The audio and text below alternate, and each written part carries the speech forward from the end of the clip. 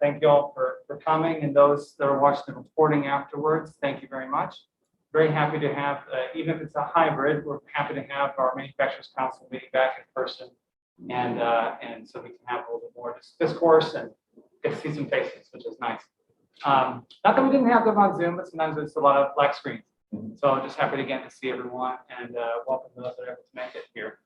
Of course, we are very happy to have Jay Miller, our speaker, co-owner of DRM Productions, to talk to us today about communication lead retention, and he'll be discussing the impact that clear communication has on building and retaining trust with your team, and taking a look at how companies are using traditional and technical communication methods to get company values, goals, and policies across the teams in an ever-changing workplace. Here's Jay. So again, my name's Jay Miller. I'm with DRM Productions. We're located over in Mansfield, Ohio. Just a little quick history on DRM Productions. I like to consider us like a media production company. We started in 1983 as a video production. We did when cable television first came out. Local companies could insert their ad into cable television. So there needed to be somebody local to produce all those ads, and that's where DRM got it started. The original founder, Dave, which is stands for Dave, Robert, and Michael, which are the three founders.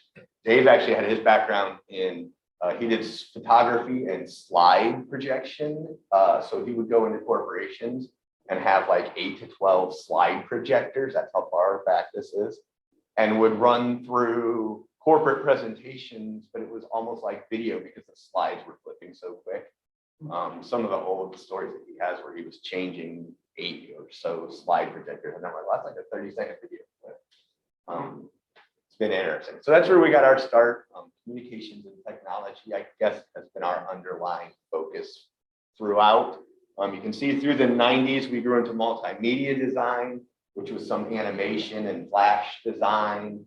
In the 2000s, we really expanded into web and software development. A lot of things went online. A lot of our clients went online. So we kind of took our background in media production and made that switch or jump into the web world. And then the future, we've been playing with virtual reality, process optimization and manufacturing. So we go in with our software background.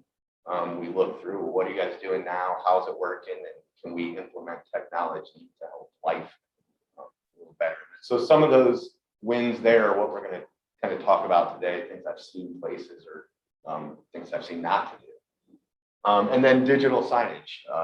Probably about 12 years ago, we had some clients that had some need. And so we wrote our own software to kind of help them out. And it's grown probably about a third of our business now, and the communication need and value of that piece has really been interesting to see the number of industries that it can solve problems for.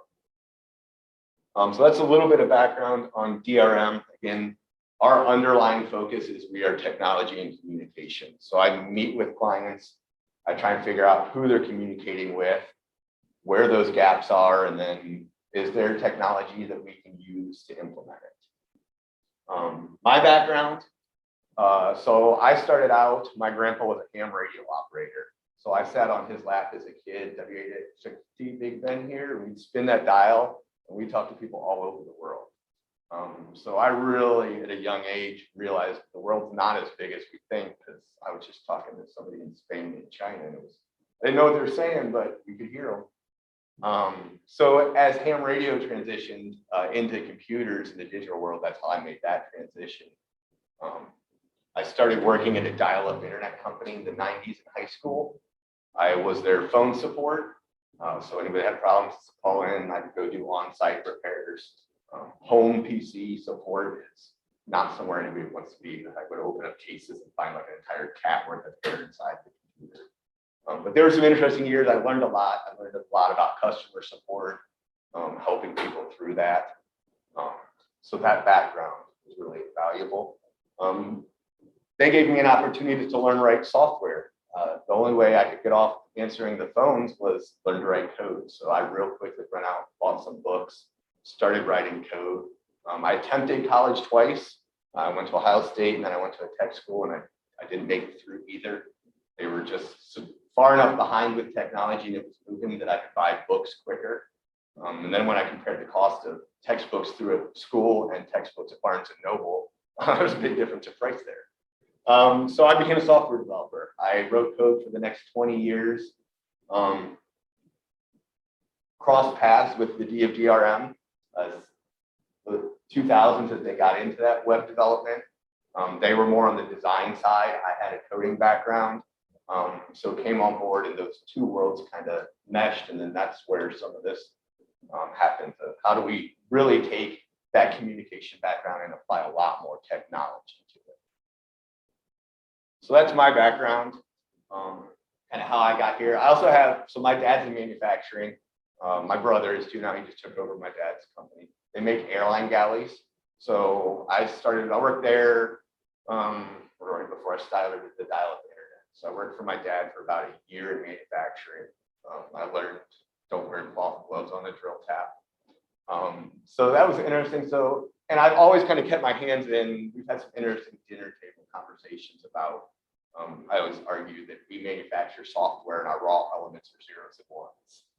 You're not in manufacturing. I'm like, I sure am. I build software. So I've always had that connection and stayed within manufacturing. So in seeing that, a lot of my clients are also in manufacturing because I get that world. I'm part of the RMC over at Mansfield, a Regional Manufacturers Coalition. Like I said, I'd love to know how things are built. My other grandpa was a tap and repairman for 40 years. So I got a really good mechanical engineering background from him. He could take and put anything back together. So between electrical engineering, grandpa, and mechanical engineering, I love tearing things apart. So what's the problem that I kept seeing clients face? Finding and retaining employees with the right skills to meet production and demands and new growth. Every single client I go into has this problem. Nowhere that I go into isn't hiring. Nobody that I go into isn't dealing with production delays or slowdowns because of people. So right now, people is the huge problem. I'm gonna stay here for a minute. So people is a multifaceted problem. One, it's the people. The people that you guys are getting don't have those base, just core skill sets, soft skills. Do they know how to write a report or even show up on time, right? Let's be basic. So soft skills are a problem. Desire and drive. If they do, they may not want to show up every day, or I'm not really excited here. You get people, but then you've got people that don't have the best attitudes. And then the next thing is their ability or desire to learn. So you've got people that you get in there and, well, we've got people, but how do we advance these people? They don't have the drive. These are the issues that I'm seeing everywhere. It's people problems. So then it goes from a people problem to a hiring problem. Okay, so how do we hire more people? And the point that I finally, I think I've got to, and let me know if you guys have seen this or not, but I don't think you can hire out of this problem anymore. I've got some clients that we lost 10 people, so we hired 10 people, but then only 5 made it through training. So now we're 5 short. So then we hired 10 more people, but only 3 made it through training. So we're still 2 short, but now we're 12 weeks behind. And now we lost 4 more. So really we're only +6, but we've hired 30 people. And it was just boggling my mind that they were just trying to pour more water in the top of a funnel that had holes in the side. So that's kind of where we're getting to with the let's hire our way out of this. I see billboards everywhere. We're hiring, we're hiring, we're hiring, we're hiring. If you could hire your way out of this problem, I think the problem would have gone away by now. It's crazy. Some of the companies that I work with, when they talk about turnover and how many people they're hiring through, it just blows my mind. Especially when you start looking at costs of training. I mean, it's mind blowing what the hire. And then that's wearing HR departments out. I have some friends in HR, they're just like, the demand on me is unrealistic. We're growing. We added another building because consumer and customer demand is there, but I don't have any people to put in this building and I don't know what to do because I'm still trying to fill building number 3 that we can't keep anybody. So that's where we're at with the hiring side of things. So then it comes down to how do we fix it? And it comes to retaining. If you can't hire your way out of this, how do you keep those good ones that you get? How do you grow them? How do we bring on board and then create a culture and a process that you're not losing people, right? So how do we start plugging these holes? An analogy that I'll often throw out is you bring 10 people on, they go through training, they get to where, all right, now we're ready to put you out there. All right, number 1, you're on line 2. Number 2, you're on line 4. Number 3, you're on line 7. And they sit there and they work through their parts all day. And they get home and the wife asks, well, how was your day at work? Man, it was all right. I don't know. I make this little metal thingy and it wasn't as bad as the last place. Well, they get a call that night for 25 cents an hour more from a company down the road. And they jump on it. You just lost 3 weeks of training. The cost of that, the employee, it's a nightmare. Here's scenario 2. Employee comes on, they're second or third day in training. They get there and say there's a screen in the break room that has, hey, I'm Jay Miller. I've got 2 kids. I live in Lexington and I like basketball, hiking, and skiing. And someone comes up to me in the break room and says, hey, I saw you're Jay, right? We got a basketball league on Tuesday. You want in on that? Yes. So I go through and I get home that night and my wife talks to me and she says, hey, how's your day? Oh my God, I met this guy. I'm not gonna be home on Tuesdays. They've got a basketball league. He's a part of something now. I'm not gonna leave because I'm the point man. I'm on the league with the guys. So that's the start of that switch. And how do you start to convert it from a hiring issue to a retaining issue? How many of you have lost good employees that you hated to see go? Right? If you could have come up with, and a lot of times it's little things, but it's that communication of why did you leave? Doing exit surveys is really important. Figuring out, man, we could have fixed that. That was an easy one. We got you through base, then you went to machine operation, and then we had you doing CAD design and then CNC. So you spend all that time and effort and then lose them for who knows what reason. A lot of times you don't know why. So I don't know. But it's 2 weeks and he's gone. So retraining is where I see the big piece here. And how do you retain people is communication. I often use the analogy of we have the don't talk about it generation managing the let's hug it out generation, right? And there's huge turmoil and friction that happens there. I know it's me and my dad, right? When I say those talks around the dinner table, they were more loud conversations. So how do you, and so that's where my background goes, all right, well, I have this group here that wants this group to do something. How do I help bridge this gap? They should just be happy to have a job. Why aren't they working more? I pay their wages. Why doesn't he appreciate me? All I want is a little respect. What opportunity do I have to grow here? But nobody's telling each other that. So that's where getting things like company goals. Do employees even know where you're headed? Do you know where you're headed? A lot of times I sit down and have these conversations and I end up with an owner that goes, well, just to be honest, I'm not sure what that goal looks like. And that's a whole nother conversation. But if you don't, how do you expect your team to be excited about going in what direction? There was a motivational posters that you've seen these be up all over the place, where there were demotivational ones as well. And one of them said, it's easy to get where you're going when nobody knows the end goal. Where are we going? Oh, here. Where are we going here? So company goals is really important to get across. Internal hiring opportunities. A lot of times hiring from within is the best. This is also recruiting. Is your current workforce excited enough about working for you that they're telling other people?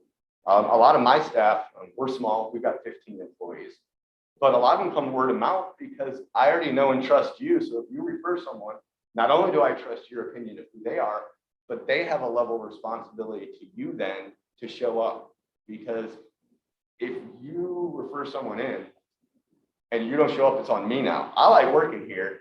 Hey, you need to get your butt to work because they're asking me where you are because I referred you. So that internal hiring opportunities is a good thing. Get that across, communicate that. Finished product. I learned that a lot of people that work in manufacturing have no clue what they build. It's this little piece of metal. I sit there, I've done it for 15 years, and I have no clue what it goes in. So a lot of times just explain, so that way when they're out in the store, they can show their family members, hey, you see that? I made that. My wife, my mom, even places where she sees places we ever did. My son made that. So just having that excitement, the pride, I guess, in that finished product is huge for them. Customer feedback, them knowing, man, I've been yelled at 4 times for doing this wrong. Knowing the impact that it has on the end customer can sometimes change that. I deal with guys in my office, it's easier if I do it this way. As soon as I explain, yeah, but you realize when you do it that way, it causes them these 3 or 4 headaches. Oh, I had no clue. Okay, well, it was easier on me, but I didn't realize the mess I created down flow. So communicating that. Educational opportunities. Again, what chance or opportunity do I have to grow within your organization? If I come in and I'm stagnant, if I'm, say, a vibrant 30, 35-year-old and I'm looking to go places, I'm like, oh, well, this is it for the next 20, or you just don't know. How long have you been here? Oh, I've been here 30 years. Oh, well, nope, same job. Well, that person just didn't want to grow, but I didn't know that and assumed, man, he's been doing the same job for 30 years. I don't want to do that. I'm out of here.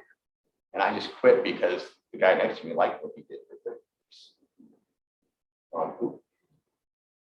And then personal recognition. I have one client that puts all their employees' kids that are graduating up on a screen. Congratulations, and it has a class. Girl Scout cookie sales. Anything that an employee that would get recognition in the community, celebrate it within the organization. You've got a whole team of people that are hopefully doing some really neat things. Bring that into the workforce. Let them be a celebrity for a day among their peers. So, hey, this was exciting. This was great. Make them a rock star. Nobody leaves when they're a rock star. A lot of times it's the last thing is wage or price. Because if you can show them there's an opportunity for a future, show them that they're appreciated, show them that there's room for growth, they've got a plan and they've got a future. So then the question is, okay, that's all great. You said we need to communicate these things, but how? This is where it can change across the board. I've seen so many different people get innovative. It really takes sitting down and looking at your organization. Here's a really good example of a whiteboard versus a TV. Static papers can get overwhelming. So some of the things you want to do is make sure it's clear. Where do you need to? Again, a lot of times it's in break rooms because that's where people are stopping, they're sitting. They've got some time to digest things. You don't necessarily want people out on a production floor not paying attention, looking at stuff. Well, I was reading the educational material over here. Let's keep this to when it's appropriate. Is a company newsletter, email, text alerts, things like that. Those are options. It gets tougher when you're in a manufacturing environment, especially one of the biggest, it seems silly, but one of the biggest drawbacks was direct deposit, because the one line that manufacturers had to a manual labor force was stuffing things in a paycheck. Once you quit or lost the ability to stuff paperwork into paychecks, how did you then pick up and start to communicate since then? So that's a huge gap I see, was the loss of paychecks to get information, chop that communication link to, because they don't have company cell phones, they don't have company email. So you've got to look at how do we get information out clear, concise, and where it can be absorbed. One of the things that I'll see is either continually adding paper. So it's like this wall here is there's one, then here's, it just starts to zone out, tone out, or ignore it completely. Bulletin boards, oh, I don't have one up here. Bulletin boards are another one. I love to ask when I go into a business, name 3 things you have on your bulletin board. They're clueless. There's the workers' comp sheet that I have to have up. There's definitely something for sale. And that's usually where I stumble. So it doesn't, again, people, when I say, well, how do you communicate? Well, we've got a bulletin board. What's on it? Is it really effective communication, or is it just you're checking a box of we got this message out? I've got one client that made tokens for different achievements. So it got to be where you would collect different, hey, this is the perfect attendance token. It was interesting to see them make it into collectibles.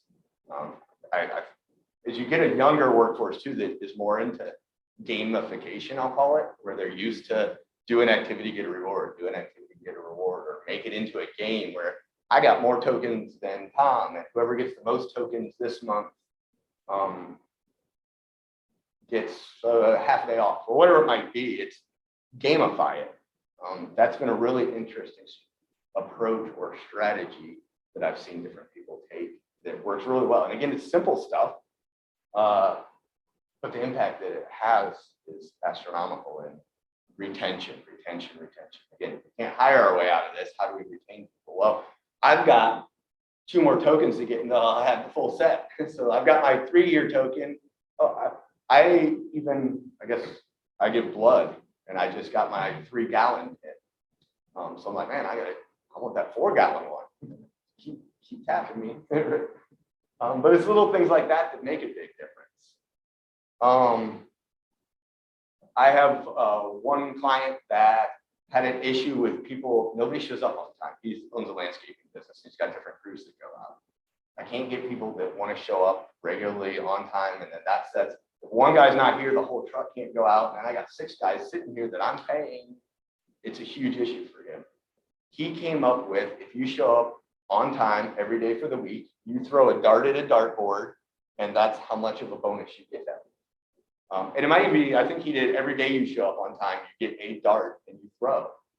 He's not had anybody show up late since. And now they start competing for who can get they're all practicing throwing darts, who can get the highest scores. So that was an interesting approach that he took. He probably has like 50 or so employees. So he's a bigger company that a dartboard in the break room was his answer. Again, email newsletters, paper still works. The big one where we've seen is television. So probably, again, about 12 years ago, we had some clients saying, hey, we're trying to communicate with our workforce. We want to put some TVs in the cafeteria. Okay, what's that look like? So we did, and they were running PowerPoint. But then someone had to go unhook a USB stick, go back to the computer, figure out how to make another horrible PowerPoint slide, get it back up on. It just wasn't easy. And so that's where my background in software design and problem solving went. There has to be an easier way to do this. So that's where we wrote some software that the TVs go up, and then there's a web interface that has templates.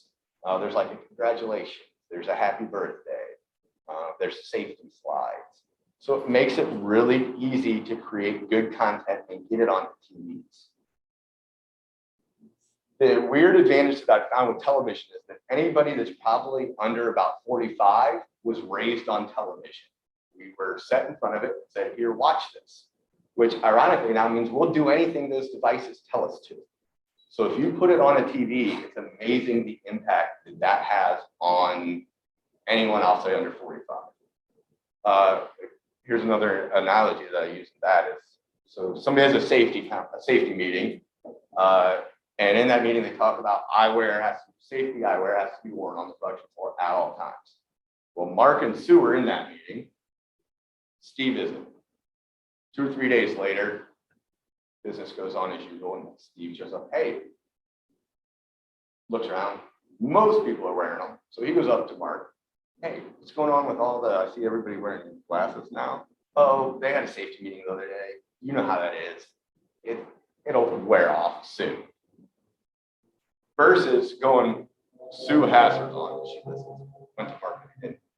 If it's up, either the problem with paper is that it starts to get ignored. But if it's on a TV, it says, notice safety glasses must be worn on the production floor. And that shows every day at lunch. There's no question in your mind about who I'm going to ask. So the word of mouth problem is that you go to who's going to give you the answer you want. The other scenario that I run into is in training, getting standardized information across. So the other scenario I see with retention is I got trained by Mark on Monday, Mary on Tuesday, Steve on Wednesday. So I was wrong. I was right on Monday, and then I was wrong Tuesday and Wednesday, because that's not how they do it. They do training a little different. So by day 3 or 4 that I've been told I'm wrong, I'm done and I leave. So again, some of this information you can standardize and get out there in more clear ways that doesn't change. Well, that's not what I was told yesterday. Well, what they told you yesterday doesn't matter. I'm your leader today. This is how I do it, and this is how. Then when you go to the next day and you've got a different team leader, you're wrong again, but this is how he told me to do it. Well, he's not here today. It's frustration. It leads to turnover. If I can go, and a lot of times it's the same problem at the next place. They're not any happier, but they left. So if you can fix some of these, you're going to have better retention and then not have to worry about hiring as much. A lot of these retention problems too are a lot less expensive than it is to advertise the hiring end of it. Some of the budgets that I see going into hiring, like for a lot less, you could just keep the people you have and plug this hole. So that's a lot of the back and forth that I'll have is who's your audience? Where are they? How does your staff move around your facility? Because everyone is different. So that's where it's hard to say, here's the win for you. But think about that. Where could you put things that would make impacts? What could you say that is important to your organization? I was just in a place 2 weeks ago and they've got multiple buildings. And I said, well, how do you get information up to the other 2 buildings? And sometimes we walk it up there, or I'll email them and tell them to print it out, but not always. You know, we often forget about them a lot. Well, how valued does an employee that's in the second building that gets forgot about feel? I wouldn't want to work in the second building.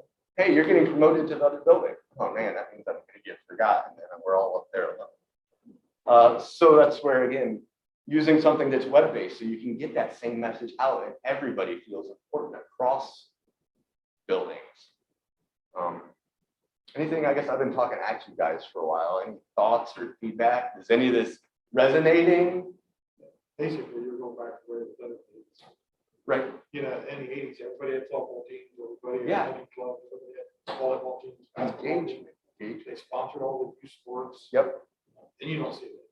No. I deal with youth sports. It's hard to get a cut for $100. Yeah. You know, it used to be it's $5,000. Oh, yeah. Why you? Yeah. So yeah, I mean you're going back to it. Yeah. The communication, of course, that's more than that. Yeah. But everything else you're saying it's exactly the way it was. Yeah. Yeah. So. Yeah. Yeah. So the hard part's just, again, figuring out what message are important. How do you, does anybody have someone on their team that is dedicated to employee engagement? I ran into that the first time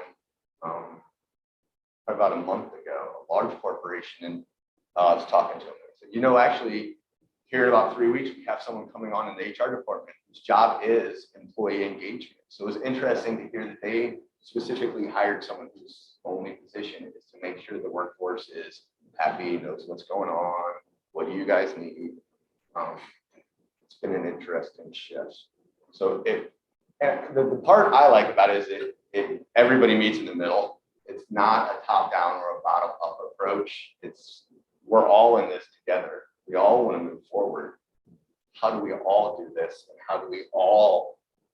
My goal is to move up to be a CNC operator. So how can you tell me that that's a possibility for me now? I don't have an education right now. I've got my GED, and well, I guess I have a high school diploma. That's about as far as I got. But how can I come in and I've got 2 kids now, and I want to improve myself. I don't just want to be a number on your board. I don't want to be human capital or human. We look at employees as raw elements, a part of the process, not the part of the process. And so then that'll lead me into the other option that I see happening, or some of the future, is getting into automation. There are some of these jobs that just aren't coming back to humans. There are some jobs that don't make sense for someone to sit there all day and do this. So getting into robotics, automation, that's where we do a lot of software optimization. I have a client that their quality control process was a piece of plywood with 12 baseball counters screwed to it. And under each baseball counter was a little label maker. One said chip, one said paint, one said bubble. And they would sit there and someone goes like this all day long. And then at the end of the day, how many times do you think they hit a wrong button? At the end of the day, they would write all their numbers on a piece of paper and go to a whiteboard, and they would write all their numbers on a whiteboard. Every single employee did that. And then the shift manager came over and wrote everyone's numbers off the whiteboard onto a piece of paper, and then went back to his desk and typed them into a spreadsheet. He mailed them to the operations manager, that then took all the manager's spreadsheets and typed them into their ERP system, printed a report, walked over, taped it to the whiteboard, and erased the numbers each day. So we wrote a touchscreen app that ties right into the ERP system. And I could not believe, when I go in and I look at some of these processes, I'm like, that is so many 1 points of failure and 2 man hours that don't need to happen. We can save some of this. That's just one example. We tried going even further, pitching machine learning, where we're throwing cameras above and we just run through defects and we teach the camera what the defects are, and then it just kicks off to the side when, how's it going? Come on in. So that excites me. Again, being in problem solving and robotics, software design, the future of, and again, it's the jobs that just aren't getting filled. For a long time, when I would talk to people about automation in manufacturing, just eyes would go wide. Whoa, we can't even bring that up, or our team is going to freak. They're all going to think that, oh, you're replacing us all with robots. We're gone. They don't need us. But it's the point now where that seat's been empty for a year and a half. They're not coming back. So if you don't figure out how to automate that, you're just going to fall behind. Did anybody see the humanoid bots that Elon just presented maybe a week ago? He's taking the self-driving car into the labor market, to where it'll squat lift 45 pounds and carry 150. It's 5'6", and it's made for doing manual labor. I mean, imagine. Again, in the landscape, I need this wheelbarrow moved from here to here all day long. So that's kind of the other side of this, and I can go into that for a really long time. But that's kind of the flip side. If you can't find people, what are your other options? And it's going to be automation or robotics. So you're talking about integration between 2 pieces of equipment. Either it could be anything. Between 2 pieces of equipment, or just a part of the process, or the whole process.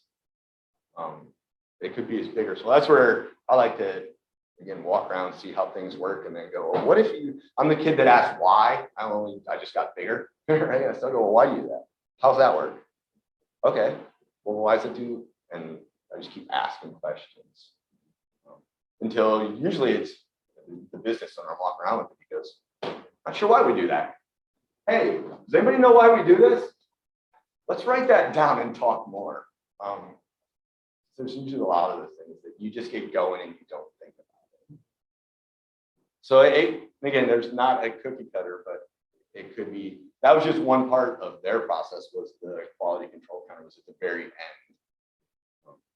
But I've seen pieces go in anywhere. What the process looks like, where are the bottlenecks is what I like to look for. And then how do we fix it? We help hire somebody or retain somebody or retrain somebody, or is this gotten to the point where we look at, can it be replaced with software or automation? So that's kind of, I'm open for questions if anybody has them. In terms of the engagement, employee engagement video way of doing it on TVs, but there's a balance between what you put up there, how long it stays up there, figuring out what content works and just keeping it fresh, because even if it's different than paper, it's the same sort of thing they've seen in the break room for the last month. Yep. It's just like anything else. Like you can't just put something up and then walk away from it and feel like you've done your job. Check. And I guess I'm assuming the more, businesses wise up to this way of doing things, if everybody has that same, so how do you then differentiate yourself and your culture from theirs as well? If the idea is an engagement, employee dedicated to just employee engagement, if that's the answer for everyone, that's how you figure it out for your business. But definitely on the point of TVs can definitely become expensive pieces of paper. If it's the same content, especially a lot of times going into the bank, I couldn't tell you what's showing on it. It's an ad for them with some sort. So a lot of the digital signage software will have things like it pulls in the news, it pulls in trivia, it pulls in different engagement pieces. So that way you put 2 or 3 pieces of company information and then the weather, 2 or 3 pieces of company information and then sports trivia. And I've seen people catch the tail end of the weather and sit there and watch all the way through a loop to get back to the weather. And they just absorbed, say, 12 pieces of content that you wanted them to, because they didn't realize they were just standing there waiting for the weather to come back around. So a lot of it is just, again, that's why break rooms are great. They're sitting there and they don't realize how many times they look up at a television. Our conference room has 3 TVs in it, and I always laugh when our digital signage is playing on it. I always laugh when I'm in a meeting with somebody, they keep looking at the TV. I'm like, I'm here. We're trained. So that's why those are effective, but it's not always the right fit. So that's why it's, where's your audience? How do they flow? What are they going to absorb? And what do you need to get across? And that's kind of where you make the list. Well, all right, let's try this. Okay, that worked. Let's do more of that. Well, let's try this too. And just keep working towards it. But you'll see a big shift. And again, the money you can move out of the hiring part just blows my mind. I don't know how many billboards I see that are just, we're hiring. Everybody's hiring. I don't think that anybody needs to tell anybody that everybody is hiring. That's not fixing. how many people doing the break room type? 12, maybe even 13 years now. At that point, you guys have, and you're not the one doing it. So in terms of statistics or whatever, are you seeing in terms of retention at this place that you've done them in or other places? I don't have anybody that's actually tracking. I'm trying to get Zoe Romachuk owns PR Machine Works over by us. Her husband Mark is a state representative, so I'm trying to get her to put. Actually, I left her quite a few listeners. They're installing the TV. So the hang up for me is always getting the end user to put their TVs up and the player talking side. But with that one, I want her to specifically track the metrics so I can show, here's where our numbers were on this date. We put TVs in the break rooms. Here's what our numbers went to. I think she'd be a good one to have a conversation at the dinner table about this. Yeah.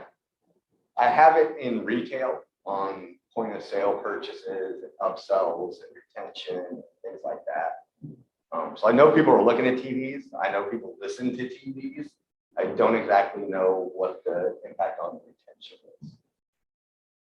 We've got a couple of members. In fact, the restaurant business across from us has a TV that is advertising other Oh, yeah. types of retail in there. Seem to be doing quite well. To your point. Yeah. Just have those, if the quality of what's content is Yep. good and eye-catching enough. Yep. And so that's where we took our differentiator in the digital signage market is that we used our creative background to make it template based. Because the problem I saw is that even like early on when they were building their own PowerPoint slides and we were just helping them with the hardware part, the stuff they were building was, I'll call it, not good. Because they're not graphic designers. It's usually office administrator or an HR person that they said, hey, you know how to use PowerPoint, build us slides. So we took our graphic designers and there's movement because there's a great series on Netflix called Brain Games. And it's the psychology of human action, I'll call it. So colors create different emotions and movement will draw. So a static slide versus a slide that has a background that might have a wave is going to be dramatically different in the catching someone's eye to turn. And again, that triggers our fight or flight mechanism. The movement out of the corner of your eye is just a natural instinct that you want to turn. We're just playing on that to get you to look at the content you want. So that's why we try and push people to use content that we're building and some of the templates versus sometimes it just ends up all static images and a quick tutorial on how to make it. Yeah. Is anyone here currently engaged in any kind of retention things like this that you want to talk on? Biggest, I'll give you an example. Right now, one of the papers that they have to sign is a release to have to photograph in a newsletter. Yeah. Over half the people coming in say they don't want their picture to have their recognition to go in a newsletter or go on bulletin board. And it's blowing me away. Yeah. Like we were featured in the local newspaper to load a truck to go to the Red Cross and have that person loading the truck. Oh yeah. I had to go through 7 people to find somebody willing Oh to have wow. their photograph taken by Marion Star Yeah. to be in the newspaper. Yeah. It's like, photograph. Right. In a world of social media, everyone is shy. You know, I don't like, want to be the one on that side. that is just boggled my mind. Last year, what's causing that Yeah. desire not to be. In the public eye, or I think some of that is just the fact that most of anything that ends up on social media gets scrutinized in some way or another. So I'm going to be the target. Yeah, it's interesting. Was it just by being asked? They already had been like, why? Why? And if it was, you can't. But if you had just done it and then it went up there, they'd be like really excited because they got asked. Why? Like for it. They're like, why are we? Yeah. It's just safer to say no because Yeah. no, whatever. In today's world, you can't put somebody up there unless you get the release. I mean, the Red Yeah. Cross won't allow that picture in paper unless you send the Red Cross the release. Oh yeah. So you have to have them signing not only your own release, Yeah. you have to have them sign the Red Cross release that says their picture. Yeah. Yep. Great. Yeah. Bureaucracy just seems to create. I'm that guy in our office. I'm always I'll go talk. I'll be the public face. I work with an office full of introverts. We just hired AU graduate and she's got a PR degree. I'm like, yes, and other people are because it is, I have to pull teeth. And we're like, can we do like employee spotlights? Oh, don't do me. No. I'm like, come on, we do awesome stuff here. So I'm right with you. But so then that leads you to go, well, that was not about them because they didn't appreciate that. So that was me pushing on them. So that was not a win. I thought that because I just went through that. Hey, I need a bio from everybody so we can talk about how. Oh no, I don't want a bio. What do you mean? Come on, just. So it ended up. I thought it was going to be a positive. It wasn't. By the time I pulled bios out of people, they were done with me. I don't know that we ever even went through the project we were going to use all our bios on because they were so frustrated by that. But one of my employees' son, he's 12, just got his first par on a golf course, and we put that on the screen in the break room. And when he came, hey, it's fine. Love that. He loves seeing his son up there and that he get done. So again, it's figuring out what the wins are. I tell people there's a lot of brown spots on my wall from trying things, and not all of it works, and not all of it works for everybody. But it's the willingness to keep trying those things until you move ahead. It are really good shit. What we're trying right now to get, take exceptional customer experience right to the next level, and then those kind of things on the TV, on those things that are powerful. Yeah, and that's right. You're doing something. No, But we're doing that across the company. Yeah. Stage, right? Trying to get that stuff up all over the place. So you can see, hey, everybody across the company is doing these amazing things for the customer, and give some recognition to it. But to your point, a lot of people don't want their name on there, right? Yeah. They're real touchy about it, get a hard time, because you get something extra for somebody. It's really, really touchy. That's how you do it. And so I think that's almost a cultural thing of that people are afraid of being appreciated, right? So that's, again, some of that list of what you go over is, and it's, again, you're saying it's the 80s. That was 30 years ago. So there's probably 2 generations that don't know what being appreciated is like, and it is, whoa, why are you? Well, and from just feedback, because I, again, like to talk to some of the employees and go, well, so what's really going on here? Because that's when you get the honest feedback. And a lot of it's, well, I'm worried that if I'm seen here, then it might impact my ability to get employment elsewhere. Or there's a lot of crazy, when you sit down, they're not crazy, they're all valid reasons. But again, it's that communication of why. Why is it so hard to get anybody that wants to be in the bulletin? Or why do half say no? What's the fear of it? Right? Yeah. Yeah. Don't get good answers. The older generation, I feel most of my employees are older than I am. Yeah. So we don't have a lot of younger. Judged by, but we get a different demographic. Could be young guys versus older. They're just surprised. It was the older ones that didn't want their picture in paper. Yeah. And the younger ones are typically, we're hiring all generations Yeah. to come on board. Yep. But it's just HR passes out this release to have anything on a company bullet board, have you in the newsletter, or anything else, you have to sign a release. They come back and sign, I don't know. Yeah. It's all generation. Huh. Yeah, we're not even recruiting, we're trying to, we're not getting younger generation. It's all, it's all 40s, 50s, which is okay. But when you're trying to get technology based, it's hard. Really great at it. I'm getting my voice. I'm like, Jay, I'm slowing down my technology skills that are growth, right? Like I kind of settle it in. Oh yeah. So how do you get that younger workforce in there? Because that's who we need long term, right? Yeah. It's not nothing. It's the older workforce. They're not going to be around forever, right? So how do we generate a business and opportunity for younger people that they want to take it? In 10 or 15 years, we're all going to be doing something else. They've got to be around. So are you seeing anything that you're doing here today that attracts younger talent? That's a whole different yes. So it's when you start advertising, we have opportunity for growth, education experiences. We hire from within. The younger generation, twofold. A wants to feel like there's a plan and I have opportunity here, and that there's a chance for them to make an impact. So one big thing that made a shift for us was starting to talk with our staff about how philanthropic we are as a company.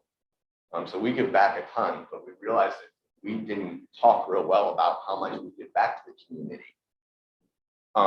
So the younger workforce, again, they're buying clothes because a dollar goes to save an elephant in Asia. So they're the impact generation. What is my decision going to impact? So showing them, hey, look, we have not only a profit share match or a 401k match, but we also do a philanthropic match where if you donate to a nonprofit, we'll match it. Things like that, yes. But it's figuring out who do you want to hire specifically, write it down, and then you go, all right, where are they? What are they interested in? Where are they frequenting? How do I get this in front of them? I mean, and so that's why it's gotten really hard, is that those generational differences where you had the 80s generation. And now it's like the 2000, now we've got the 2-year COVID generation, and then we've got the post-COVID. And it's like it's almost 2 years or less that you've got to deal with these cycles or differences between, like, especially communications methods. You went from Facebook to Instagram to TikTok to, right? Like if I was going to find somebody under 20, I'd be TikToking. I don't know how yet, but my daughter does it a lot. It looks something like this. But it's, where's the audience? It's talking about your plan for them.